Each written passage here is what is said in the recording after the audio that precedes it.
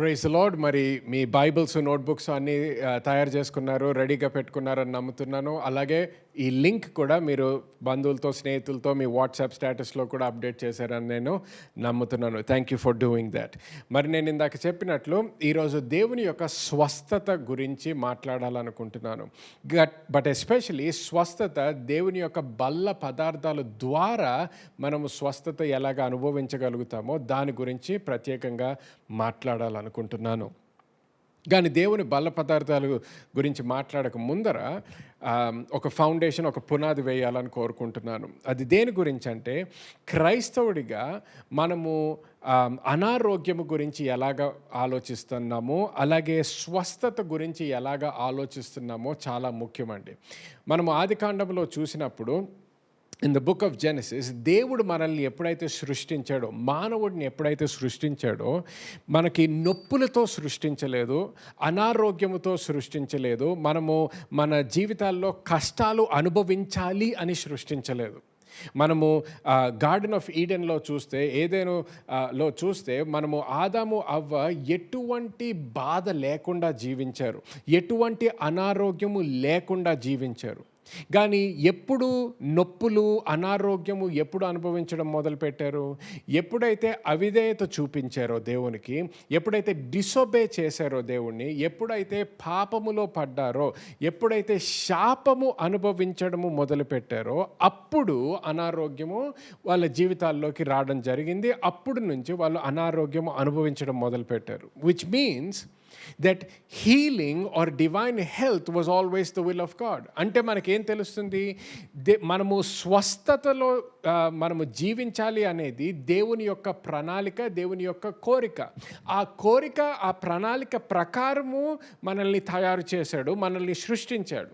కానీ ఎప్పుడైతే మనము దేవుని యొక్క ప్రణాళిక నుంచి దూరం అయ్యామో, ఎప్పుడైతే అవిధేయతలో నడవడం మొదలుపెట్టామో, అప్పుడు అనారోగ్యము మనము అనుభవించడం మొదలుపెట్టాము.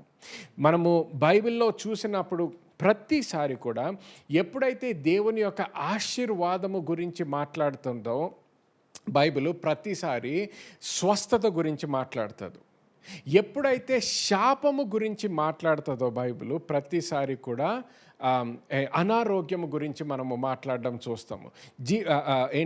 మనుషులు వాళ్ళ హృదయాలలో, వాళ్ళ శరీరములో నొప్పి అనుభవించడము చూస్తాం ఎప్పుడు శాపము గురించి మాట్లాడినప్పుడు.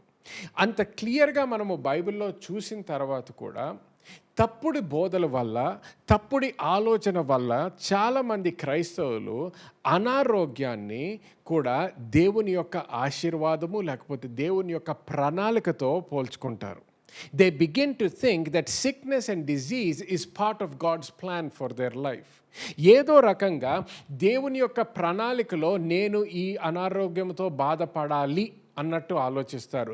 దేవుడే నాకు ఈ అనారోగ్యాన్ని ఇచ్చాడు, దేవుడే నాకు ఈ కరోనాని ఇచ్చాడు, దేవుడే ఈ క్యాన్సర్ ఇచ్చాడు, దేవుడే ఆయనని మా నుంచి తీసివేశాడు, దేవుడే ఆయన ప్రాణాన్ని తీసుకున్నాడు. ఇటువంటి ఆలోచనలు చాలామందికి ఉంటాయి. ఇటువంటి ఆలోచనలు ఎక్కువ అయిపోతున్నాయి. ఎందుకు? మనం ఉన్న పరిస్థితులు బట్టి కూడా. కానీ మళ్ళొకసారి చెప్తున్నాను, క్రైస్తవులుగా మనకు ఉన్న రెస్పాన్సిబిలిటీ, బాధ్యత ఏంటంటే మన ఆలోచనలు అన్నీ కూడా దేవుని యొక్క వాక్యముకి అనుకూలంగా ఉండాలి, దేవుని యొక్క వాక్యానికి అగ్రిమెంట్లో ఉండాలి. మన సొంత ఆలోచనలతో జీవించడం కాదు, కానీ దేవుని యొక్క వాక్యములో లేకపోతే వాక్యము ద్వారా మనకి ఏం చెప్పాడో తెలుసుకొని దాని ప్రకారము ఆలోచించడము చాలా ముఖ్యము. సో గమనించండి, Psalms 107 and verse 37కి బైబిల్స్ తెరుచుకుందాము. కీర్తనలు 105వ అధ్యాయము 37వ వచనము. అక్కడ నుండి తన జనులను వెండి బంగారములతో ఆయన రప్పించెను. వారి గోత్రంలో నిస్సత్తువ చేత త్రొట్టిల్లువాడు ఒకడైనను లేకపోయెను. హల్లెలూయా. ఇంగ్లీష్లో ఇలాగుంది చూడండి. He brought them out with silver and gold, and there was none feeble among his tribes. ఇప్పుడు ఇక్కడ వాక్యం దేని గురించి మాట్లాడుతుంది? ఇజ్రాయెల్ దేశం గురించి మాట్లాడుతుంది. ఈజిప్ట్లో ఉన్నప్పుడు వాళ్ళు బానిసలుగా జీవించారు. గమనించండి, బానిసలు ఎటువంటి పని చేస్తుంటారు? అన్నిటికైనా కష్టమైన పని, భయంకరమైన పనులు చేయాల్సి వచ్చినప్పుడు బానిసల్ని వాడతారు, అటువంటి పనులు చేయించుకునేవారు. బానిసలు పెద్ద ఇళ్లల్లో కంఫర్టబుల్గా జీవించే వాళ్ళు కాదు. ఓకే, బానిసలకి మంచి ఆహారము ఉండేది కాదు. కానీ అటువంటి బానిసల్ని దేవుడు ఎప్పుడైతే ఈజిప్ట్ నుంచి బయటికి తీసుకొచ్చాడో, ఏ విధంగా తీసుకొచ్చాడో? వాళ్ళకి బంగారం ఉండింది, వాళ్ళకి వెండి ఉండింది. అలాగే అందులో ఉన్న కోట్ల మందిలో కూడా ఎవ్వరికి అనారోగ్యము లేకుండా తీసుకొచ్చాడంట బయటికి. హల్లెలూయా. Out of the millions of people that came out of Egypt, even though they were slaves, they came out with silver and gold, and they came out completely healed by the grace of God. అంటే ఏంటి?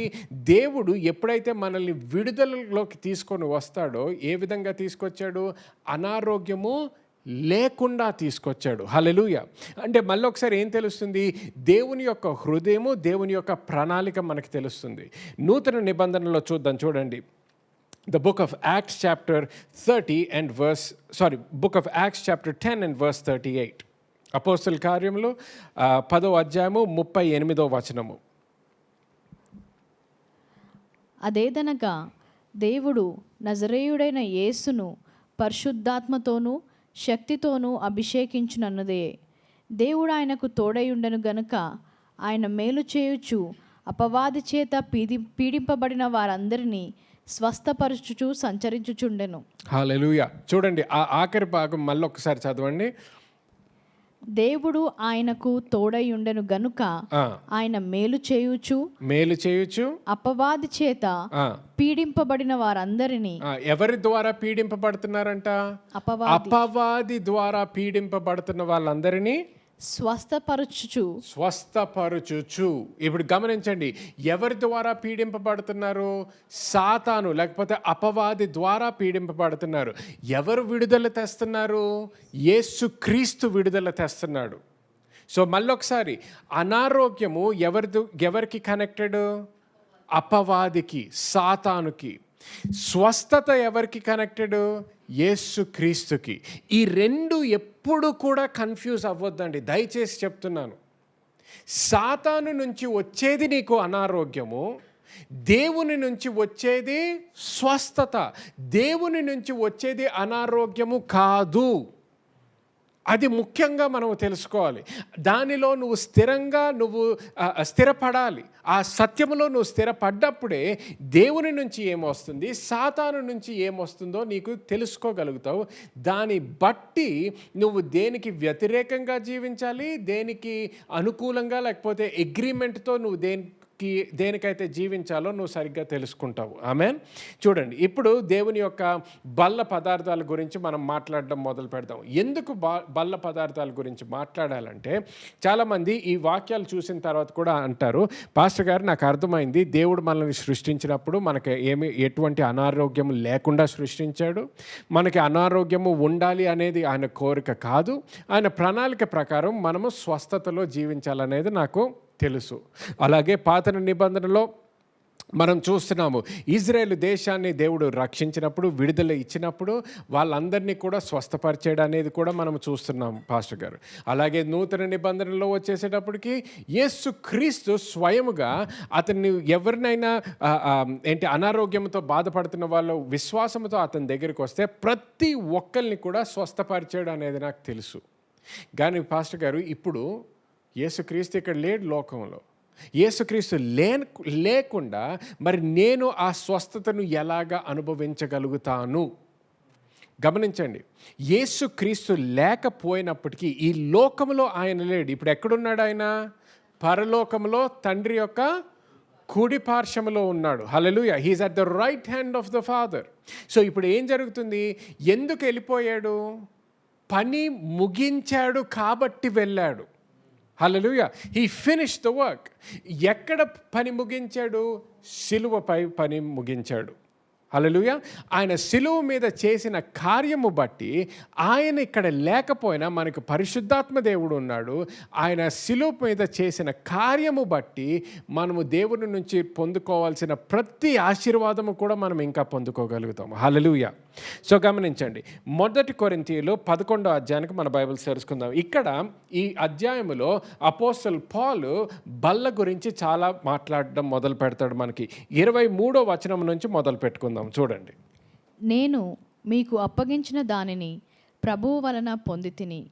ప్రభువైన యేసు తాను అప్పగింపబడిన రాత్రి ఒక రొట్టెను ఎత్తుకొని కృతజ్ఞతాస్తుతులు చెల్లించి దానిని విరిచి, ఇది మీ కొరకైన నా శరీరము, నన్ను జ్ఞాపకము చేసుకొనుటకై దీనిని చేయుడని చెప్పెను.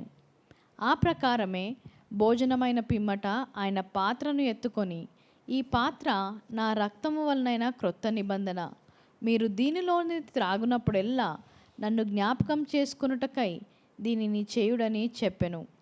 మీరు ఈ రొట్టె తిని ఈ పాత్రలోనిది త్రాగునప్పుడెల్లా ప్రభు వచ్చు వరకు ఆయన మరణమును ప్రచురించుదురు. హల్లెలూయా. అక్కడి వరకు ఒకసారి ఆపుతాం. చూడండి, గమనించండి. ఇక్కడ అపోస్తలు పౌలు యేసుక్రీస్తు చేసిన కార్యముల గురించి మాట్లాడుతున్నాడు. యేసుక్రీస్తు లోకములో ఉన్నప్పుడు ఏ విధంగా అయితే బల్ల గురించి మాట్లాడాడో దాని గురించి మళ్ళీ ఇక్కడ రాస్తున్నాడు. మనకి కొన్ని విషయాలు మనం తెలుసుకోవాల్సింది ఏంటంటే, దేవుని యొక్క బల్ల గురించి మాట్లాడినప్పుడు మీరు వచ్చే బ్యాక్గ్రౌండ్ బట్టి, మీకు ఎటువంటి బోధలు విన్నారో దాన్ని బట్టి కొంతమంది క్రైస్తవులకి ఎటువంటి ఆలోచన ఉంటుందంటే, బల్ల మనకి సంవత్సరానికి ఒక్కసారి తీసుకోవాలి అన్నట్టు కొంతమంది అనుకుంటారు. కొంతమంది ఏమనుకుంటారు, బల్ల ప్రతి నెలకు ఒక్కసారి తీసుకోవాలి అనుకుంటారు.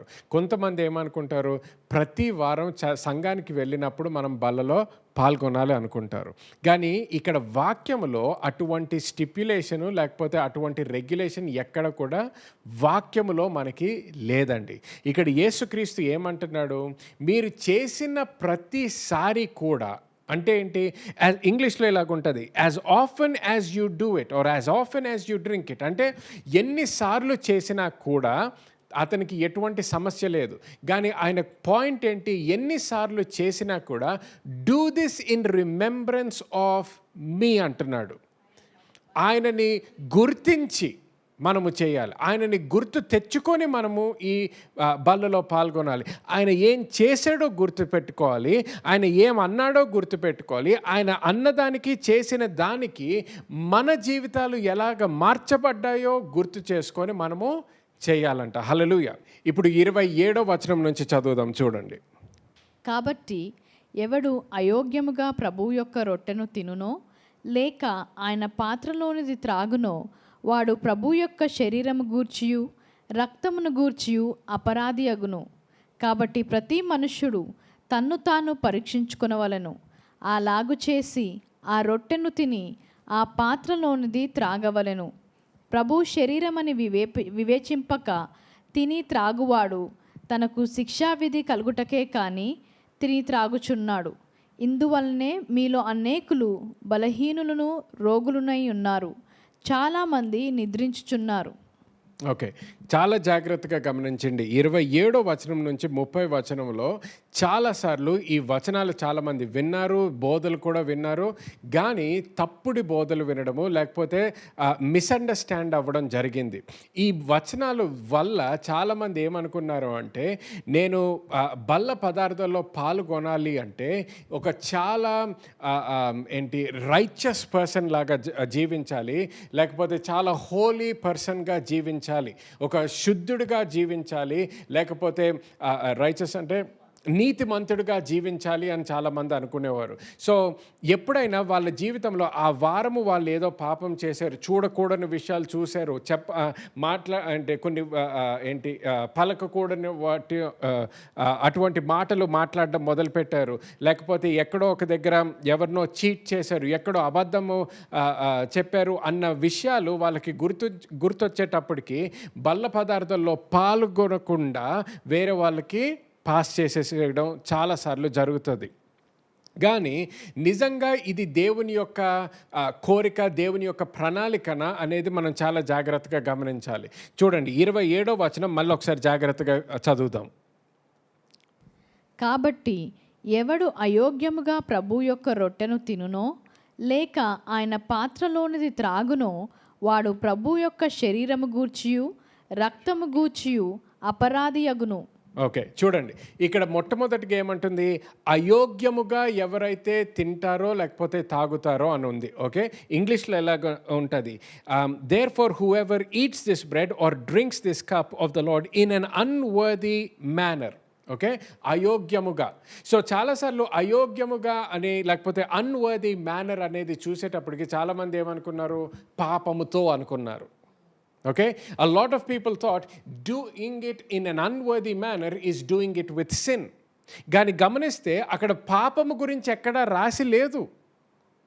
మనము పాపము గురించి చాలాసార్లు ఆలోచిస్తుంటాము కాబట్టి మనం ఇక్కడ పాపము గురించి రాస్తున్నాడు అనుకుంటున్నాము, కానీ పాపము గురించి రాయట్లేదు. అతను ఏమంటున్నాడు, if you are doing this, doing what, if you are eating, మీరు ఆ బల్లల్లో పాల్గొనడము అయోగ్యముగా చేస్తుంటే అన్నాడు.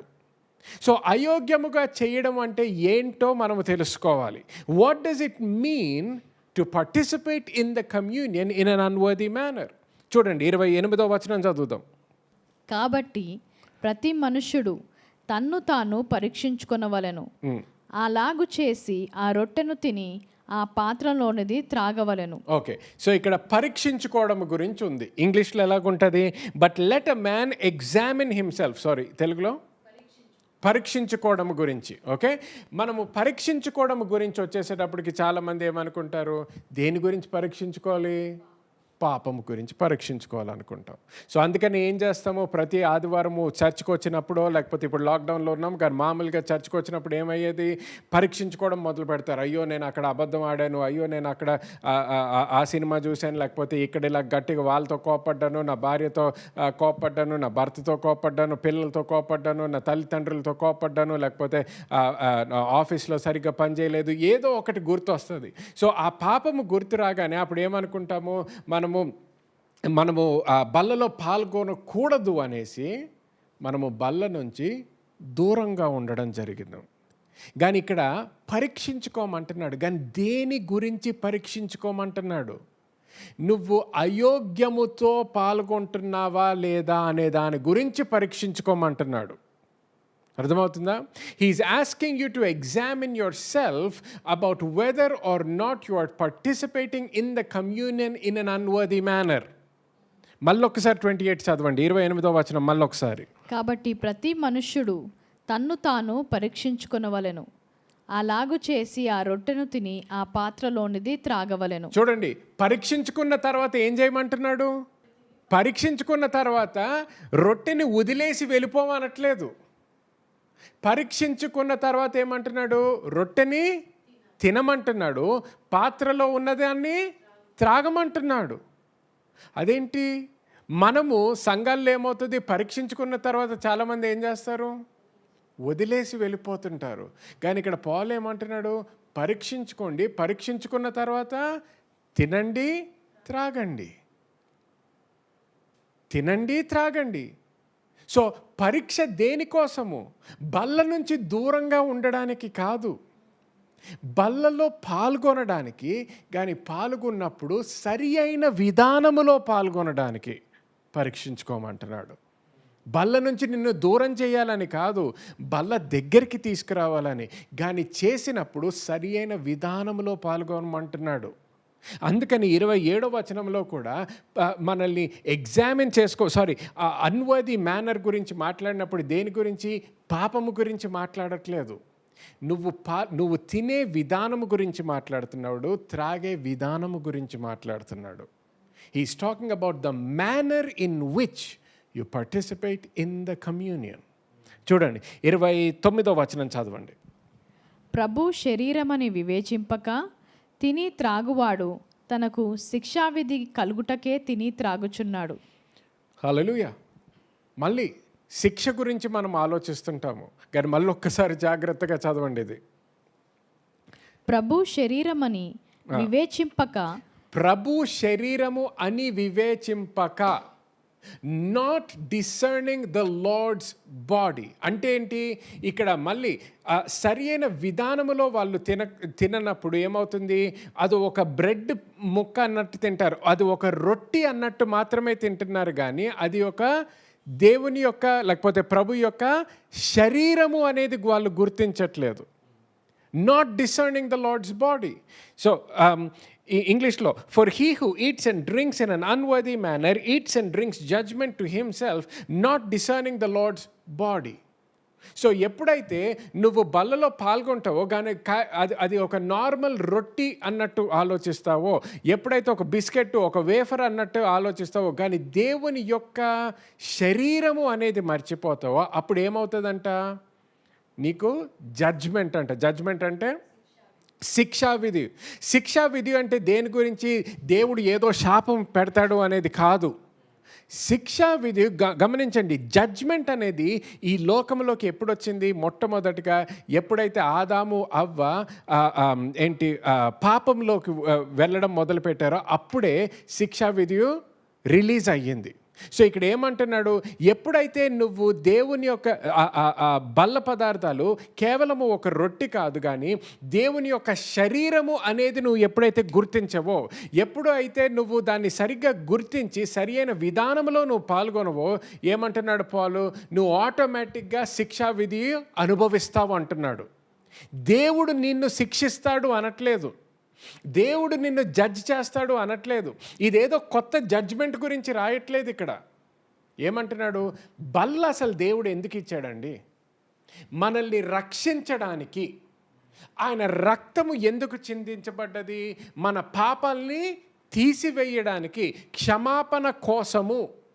ఆయన శరీరము ఎందుకు విరగొట్టబడ్డది? నీ స్వస్థత, నా స్వస్థత కోసము. గమనించండి, దేవుడు నీ రక్తం కోసం అడగట్లేదు, నీ శరీరం కోసం అడగట్లేదు. ఆయన రక్తము శరీరాన్ని ఆయన ఇచ్చాడు మనకి. ఆయన ఎందుకు ఇచ్చాడు? ఎందుకంటే ఆయన కోరిక ప్రణాళిక మొట్టమొదటి నుంచి ఏంటి? నువ్వు పాపములో జీవించకూడదని, పాపము లేని వ్యక్తిగా జీవించాలని. రెండోది ఏంటి? ఆయన కోరిక ప్రణాళిక నువ్వు ఎటువంటి అనారోగ్యంతో బాధపడకుండా స్వస్థతలో జీవించాలనేదే ఆయన కోరిక, ఆయన ప్రణాళిక మొట్టమొదటి నుంచి. అందుకు ఆయన బల్ల పదార్థాలు నీకు తీసుకొని వస్తున్నాడు. It is the lord's table. ప్రభు బల్ల, నీ బల్ల కాదు. నా ఇంట్లో నేను బల్ల పదార్థాలు నేను తీసుకొచ్చిన, నేను దాంట్లో when I'm participating in the communion, ఇది బెంజమిన్స్ బల్ల కాదు. మీ పేరు పెట్టుకోండి. ఇది మోసెస్ బల్ల కాదు, ఇది అర్పిత బల్ల కాదు, ఇది జోసెఫ్ బల్ల కాదు, ఇది ఎవరి బల్ల కాదు. ఇది దేవుని యొక్క బల్ల. ఎందుకు? నీ ఇంట్లో టేబుల్ దేవుడు కొన్నాడని కాదు, నా ఇంట్లో నా టేబుల్ దేవుడిదని కాదు. ఇది దేవుని యొక్క బల్ల. ఎందుకు అంటే బల్ల పదార్థాల్ని ఆయన ఇచ్చాడు కాబట్టి. ఎక్కడిచ్చాడు? సిలువ పైన ఇచ్చాడు. అందుకనే జాన్ ఏమన్నాడు? బిహోల్డ్, యోహాన్ ఏమన్నాడు? Behold the lamb of God that takes away the sins of the world అన్నాడు. దేవుని యొక్క గొర్రెపిల్ల అన్నాడు యోహాను. దేవుని యొక్క గొర్రెపిల్ల, లోకాల్లో ఉన్న పాపాలని తీసివేసే గొర్రెపిల్ల. ఆయన ఇచ్చాడు ఆ గొర్రెపిల్లని. He gave the sacrifice, he provided the blood. ఆయన రక్తాన్ని ఇచ్చాడు. హీ ప్రొవైడెడ్ ద బాడీ, ఆయన శరీరాన్ని ఇచ్చాడు. అదంతా ఇచ్చిన తర్వాత దీంట్లో మాత్రం పాల్గొనొద్దు అనడానికి ఇచ్చాడా? కాదు. ఆయన ఇచ్చింది ఎందుకు? అదే ఆయన మార్గము. That is the solution. ఆయన జవాబు. సాతాను చేసిన ప్రతి కార్యానికి యేసుక్రీస్తు యొక్క జవాబు ఆయన బల్ల. It is the answer to every attack of the enemy. The Lord's table, the body that was broken, the blood that was shed, is God's answer to every attack of the enemy over our lives. And సాతాను దేవుని యొక్క వాక్యాన్ని మనం సరిగ్గా అర్థం చేసుకోకుండా చేసినందుకు ఇప్పుడు ఏమైపోయింది, ఎన్నో రోజుల నుంచి మనము దేవుని యొక్క బల్ల దగ్గరికి పరిగెత్తుకొని వెళ్ళడం కాకుండా దాన్ని దూరం చేసుకుంటాం. దేవుని సన్నిధికి వస్తాం, దేవుని సంఘానికి వస్తాము, చర్చికి వస్తాం, చర్చికి వచ్చి బల్లలో పాల్గొనకుండా బయటికి వెళ్ళిపోతాం. ఏం చేసింది సాతాను? మన ఆలోచనల్ని మార్చింది. ఆలోచనల్ని మార్చడం వల్ల అనేక మందిని వాళ్ళ జీవితాల్లో అనారోగ్యంతో బాధ పెట్టే పరిస్థితిలో పెట్టేసింది. చూడండి 29 మళ్ళీ 30 వచనాలు కలిపి చదవండి ఒకసారి. ప్రభు శరీరమని వివేచింపక తిని త్రాగువాడు తనకు శిక్షావిధి కలుగుటకే తిని త్రాగుచున్నాడు. ఇందువలనే మీలో అనేకులు బలహీనులను రోగులునై ఉన్నారు, చాలామంది నిద్రించుచున్నారు. చూడండి ఏమంటున్నాడు అక్కడ, ఇందువలనే, ఫర్ దిస్ రీజన్. ఆ రీజన్ ఏంటి? ఆ కారణము ఏంటి? దేవుని యొక్క శరీరము వివేచించకుండా తింటున్నందుకు. దేవుని యొక్క శరీరము వివేచించకుండా తింటున్నందుకు ఏమవుతుందంట, చాలామంది, ఎవరికి రాస్తున్నాడు? క్రైస్తవులకి రాస్తున్నాడు పౌలు. ఇక్కడ అన్యుల గురించి రాయట్లేదు, అన్యులకి రాయట్లేదు ఈ ఉత్తరము.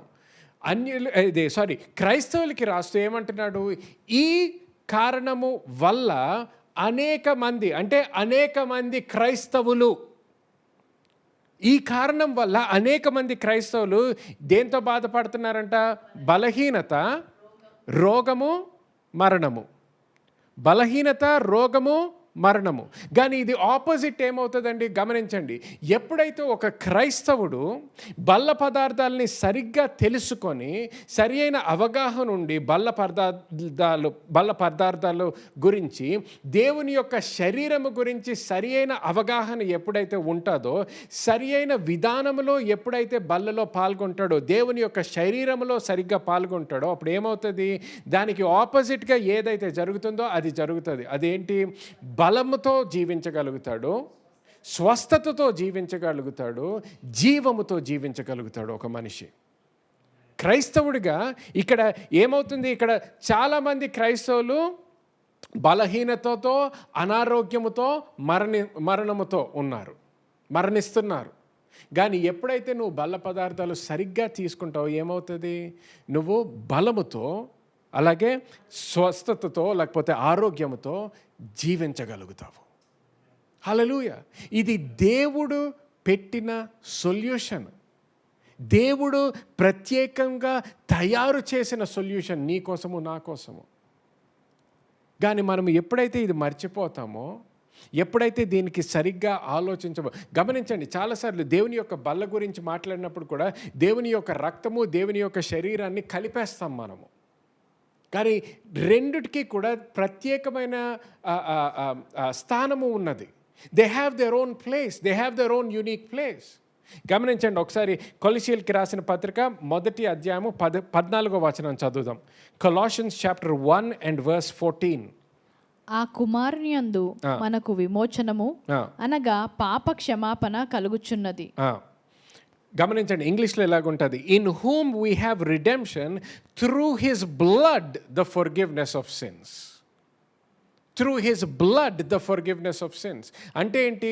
మనకి పాప క్షమాపణ ఎలాగొచ్చింది? ఆయన రక్తము, యేసు క్రీస్తు యొక్క రక్తము బట్టి, శరీరము బట్టి కాదు, రక్తము బట్టి.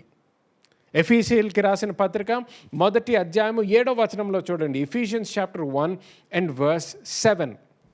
దేవుని కృపా మహదైశ్వర్యము బట్టి ఆ ప్రియునియందు ఆయన రక్తము వలన మనకు విమోచనము, అనగా మన అపరాధములకు క్షమాపణ మనకు కలిగి ఉన్నది. హల్లెలూయా. మనకి విమోచన ఎలాగొచ్చింది? రిడెంప్షన్ అనేది ఎలాగొచ్చిందండి?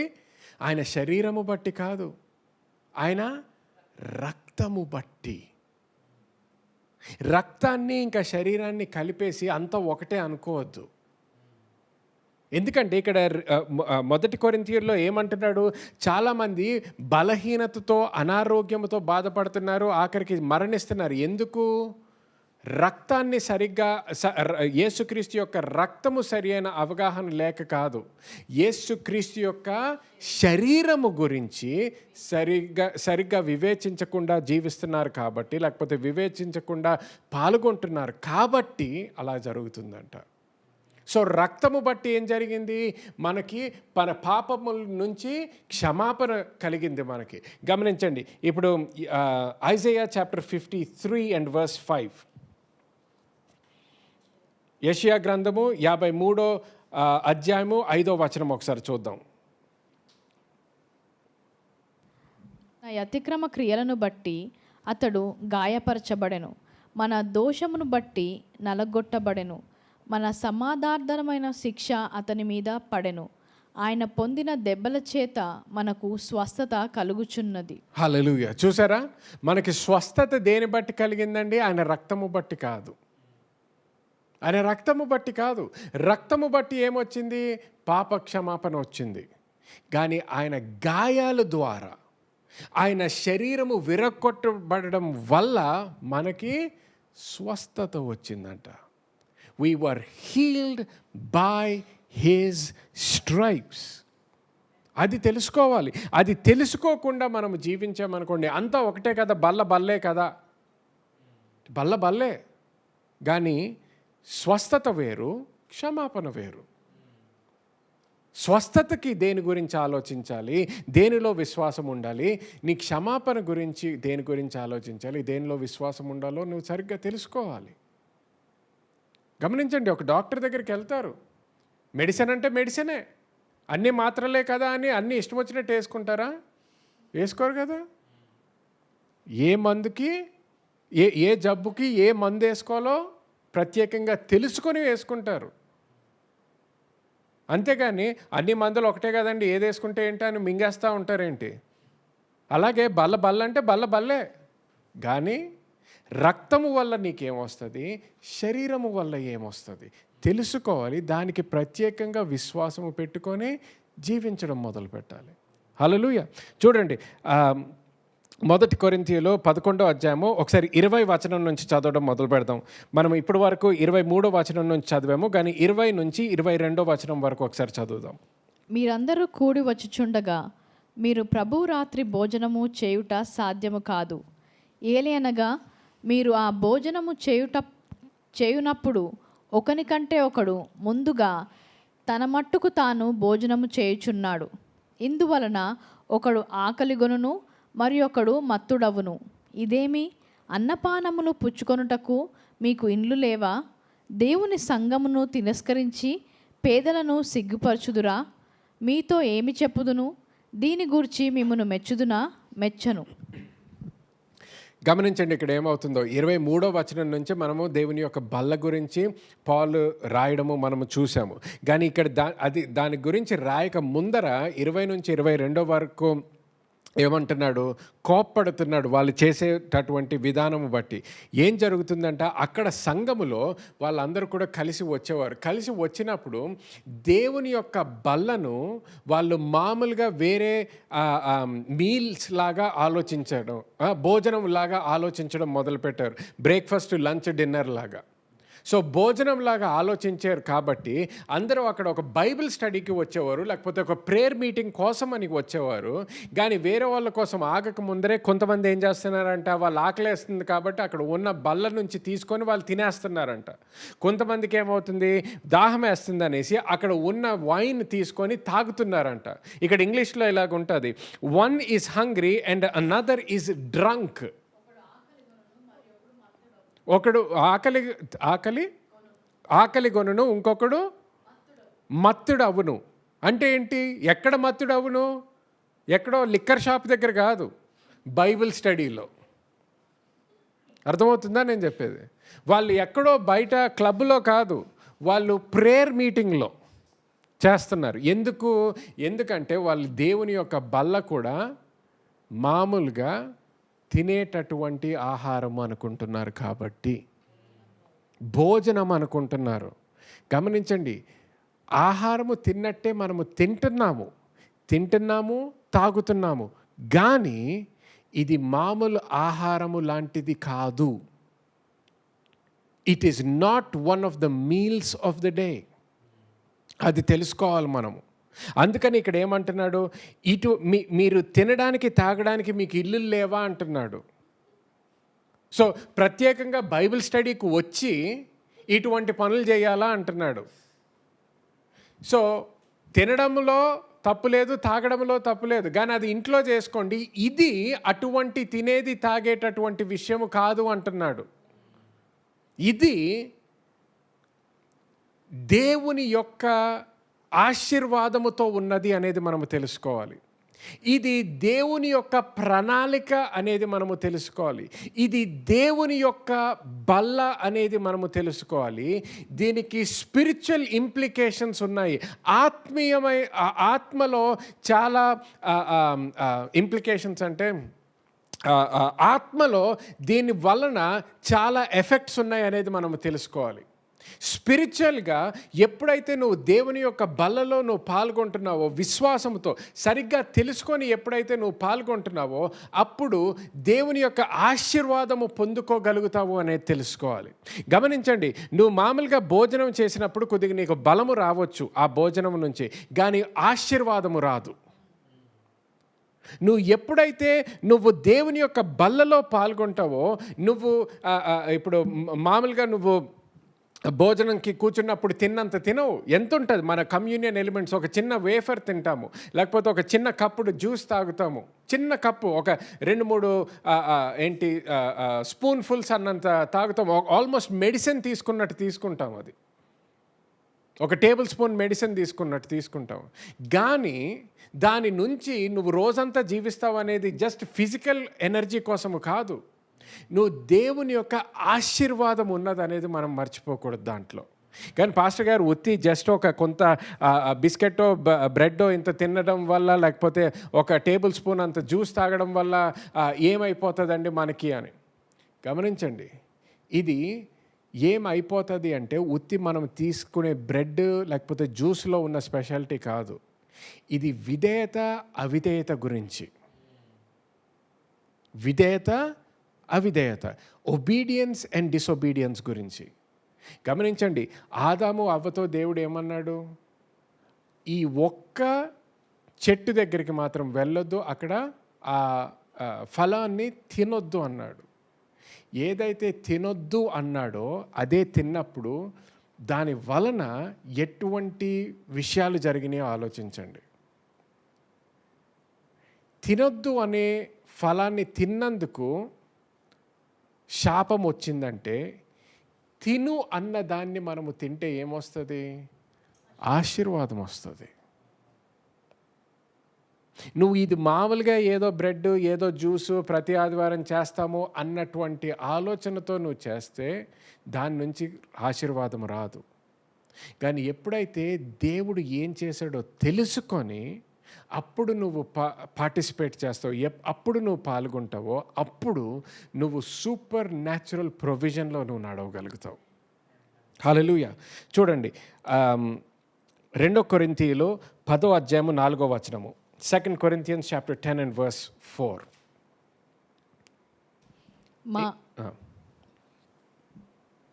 మా యుద్ధోపకరణములు శరీర సంబంధం అయినవి కావు గాని దేవుని ఎదుట దుర్గములను పడద్రోయజాలినంత బలము కలవై ఉన్నవి. ఇంగ్లీష్లో చూడండి, we use God's mighty weapons, not worldly weapons, to knock down the strongholds of human reasoning and to destroy false arguments. అంటే ఏంటి? ఇక్కడ లోకపరముగా ఆలోచనలు అన్నీ కూడా, లేకపోతే లోకము చెప్పిన దాని ప్రకారమే నువ్వు ఆలోచిస్తే నువ్వు ఎప్పుడు కూడా దేవుడు చెప్పిన ఆలోచనల ప్రకారము జీవించలేవు. దేవుడికి ఉన్న ప్రణాళికలో నువ్వు జీవించలేవు. దేవుడు నీ గురించి ఎటువంటి ఆశీర్వాదములో నువ్వు జీవించాలనుకుంటున్నాడో, ఏ విధంగా కోరుకుంటున్నాడో ఆ ఆశీర్వాదము నువ్వు అనుభవించలేవు, ఆశీర్వాదములో నువ్వు జీవించలేవు. గమనించండి, ఇవన్నీ కూడా ఏదో నేను కొత్తగా ఇదేదో కొత్త ఐడియా, కొత్త ప్రీచింగ్ అనుకోవద్దు. గమనించండి, అపోస్తల కార్యం 2వ అధ్యాయము 42వ వచనం నుంచి చదువుదాం. చూడండి, 42 and 43.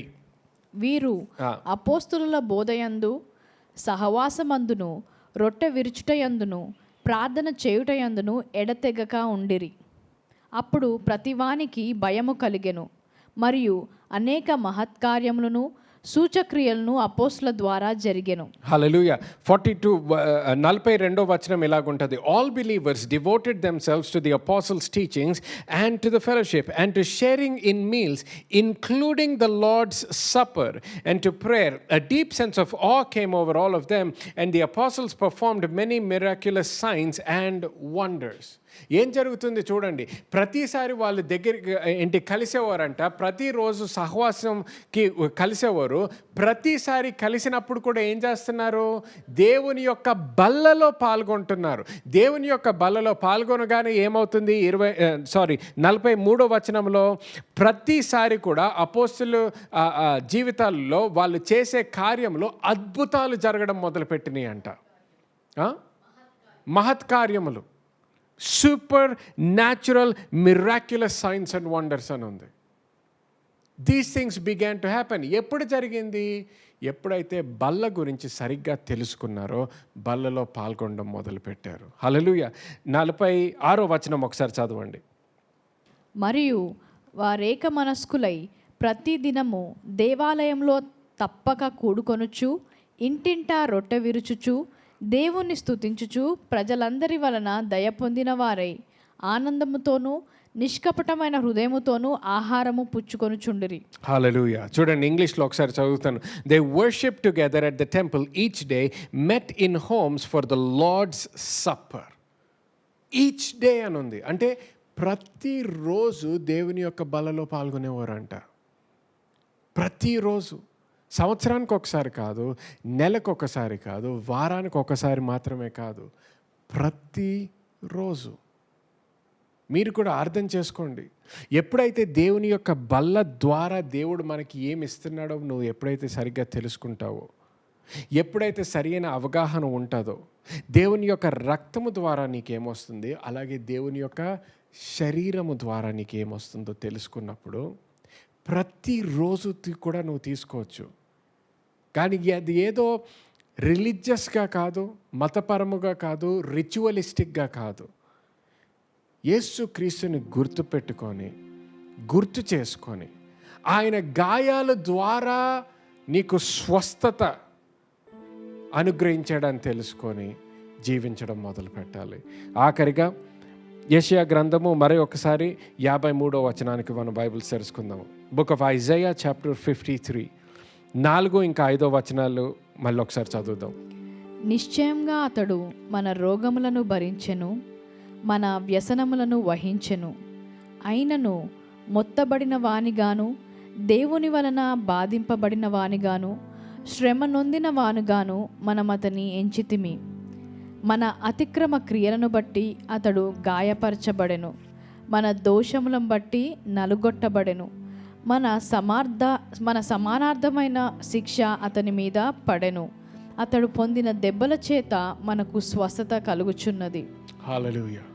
గమనించండి, మన కోసము ఆయన గాయాలు పొందాడు, మన కోసము ఆయన నలగొట్టబడ్డాడు.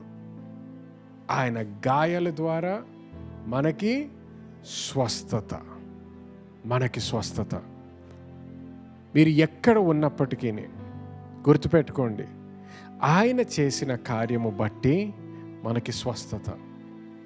పాత నిబంధనలో కూడా మనం మొట్టమొదటి స్టేజెస్లో మనము కీర్తనల నుంచి చూసాము.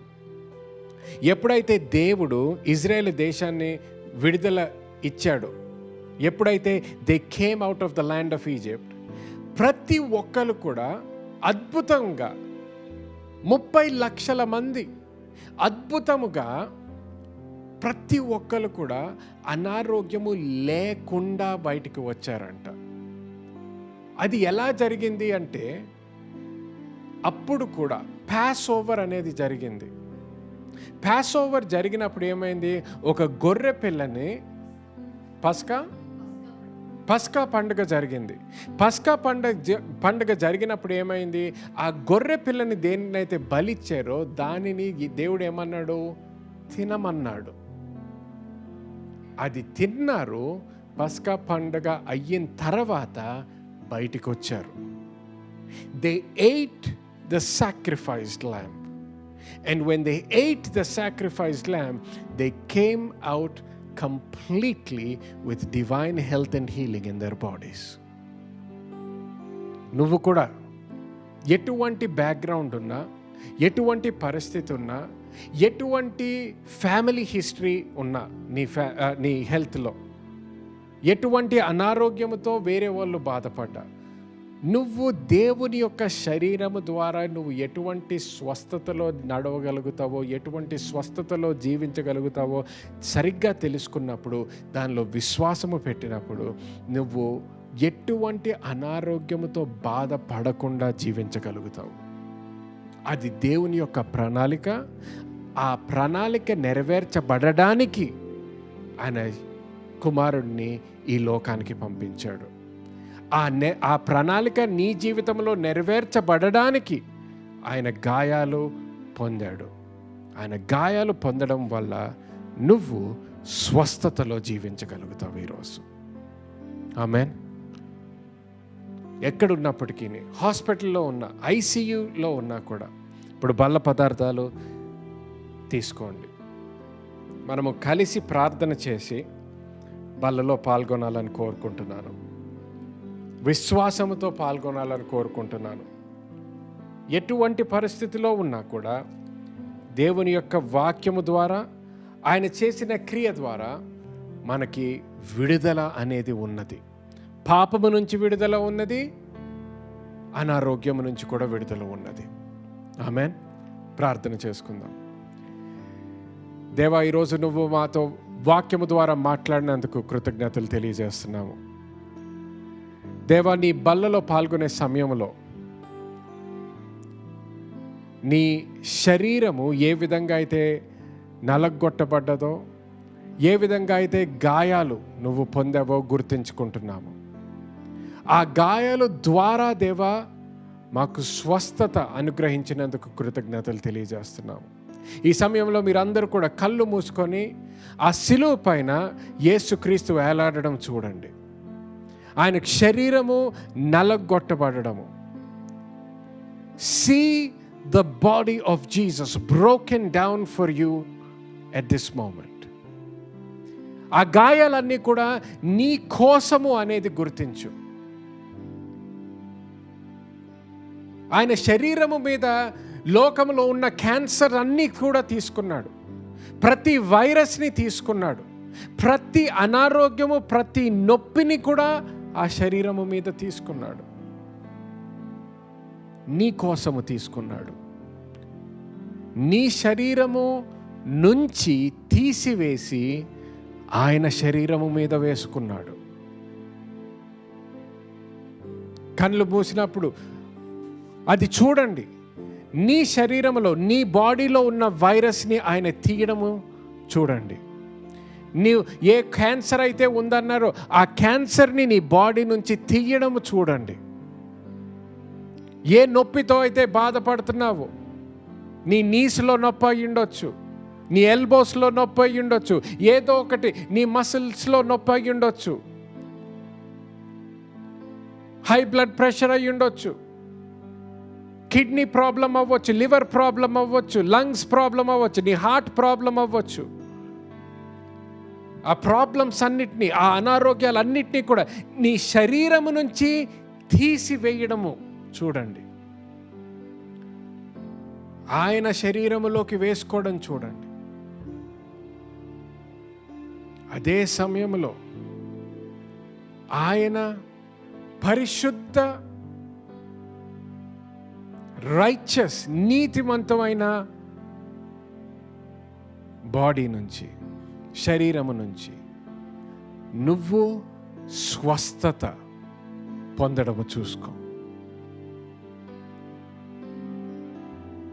ప్రతి అనారోగ్యం నీ నుంచి వెళ్ళడము, ప్రతి ఆశీర్వాదము, స్వస్థత నీలోకి రావడము చూసుకో. అంతా కూడా యేసుక్రీస్తు యొక్క ప్రేమ బట్టి, ఆయన కృప బట్టి జరిగింది అనేది గమనించు. Father, we thank you for all that you have done. దేవా, నువ్వు చేసిన ప్రతి విషయానికి మేము కృతజ్ఞతలు తెలియజేస్తున్నాము. ఈరోజు దేవా, నీ బల్లలో పాల్గొనే సమయంలో నీ శరీరము విరగ్గొట్టబడ్డదని గమనిస్తున్నాము. మా కోసము, నా కోసము విరగబడింది.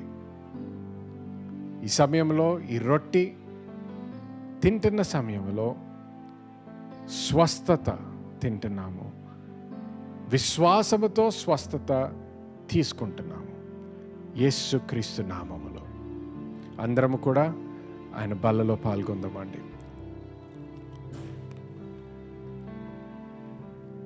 అదేవిధంగా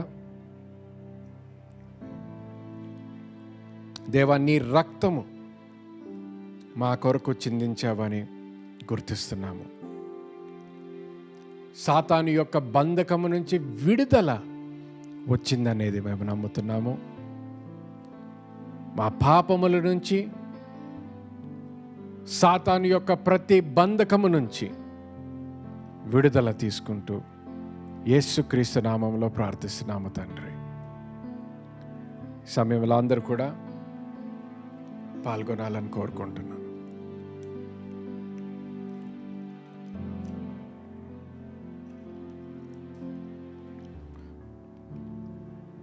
హల్లెలూయా.